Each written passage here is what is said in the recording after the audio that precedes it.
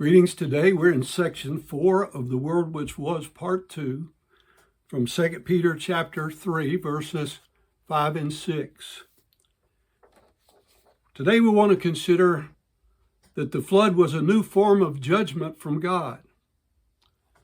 God himself takes credit for the flood in Genesis 6:17. He says, "Behold, I, even I, do bring a flood of waters upon the earth to destroy all flesh, wherein is the breath of life from under heaven, and everything that is in the earth shall die." God was certainly in control of the restraining of the floodwaters before, and states that he will be in control when they are brought forth upon the earth. The Hebrew word flood, Strong's 03999, means flowing waters, a deluge, or a flood, as opposed to 04325, which means waters from a well or a spring. God's stated purpose of this new form of judgment was, quote, "to destroy all flesh, wherein is the breath of life from under heaven, and everything that in the earth shall die," end quote. There is always one who feels compelled to ask, well, what about the fish and the things in the sea? Did they die also?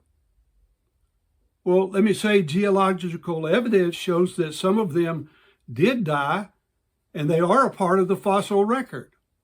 However, they were not entirely killed according to the standard giving, quote, "everything having the breath of life." Genesis 7:4 says, "For yet 7 days, and I will cause it to rain upon the earth 40 days and nights. And every living substance that I have made will I destroy from off the face of the earth." The phrase "cause to rain," this is the commandment of God, is said to be the causation of the rain. So let's consider a brief timeline. In Genesis 7 verse 6, it says, "And Noah was 600 years old when the floodwaters was upon the earth." This is the first recorded historical flood, but it was not the last one. But it was the only worldwide flood in the history of man upon the earth. God said that, not me. Verse 7 goes on to say, "And Noah went in, and his sons, and his wife, and his son's wife with him into the ark, because of the waters of the flood." This is an expression of their faith, an act of obedience on their part to God.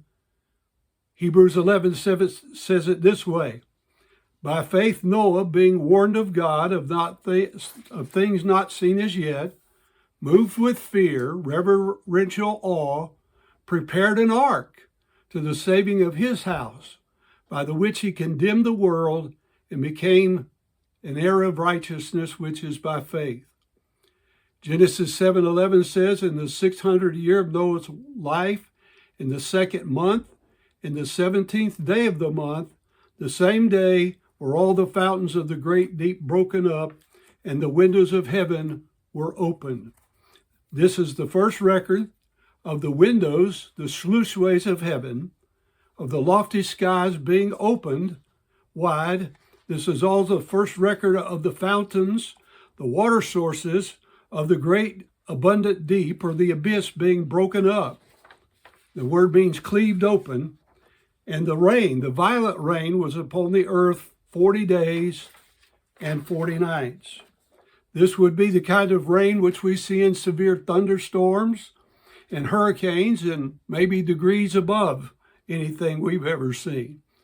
We see the devastation which those things can cause in a very short period of time.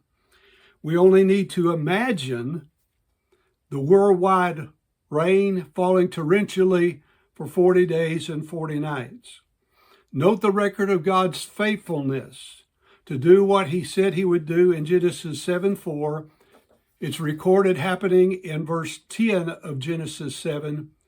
"And it came to pass after 7 days, as God said, that the waters of the flood were upon the earth." Verse 17 says, "And the flood was 40 days upon the earth, and the waters increased, and bare up the ark, and it was lift up above the earth, and the waters prevailed, and were increased upon the earth and the ark went upon the face of the waters.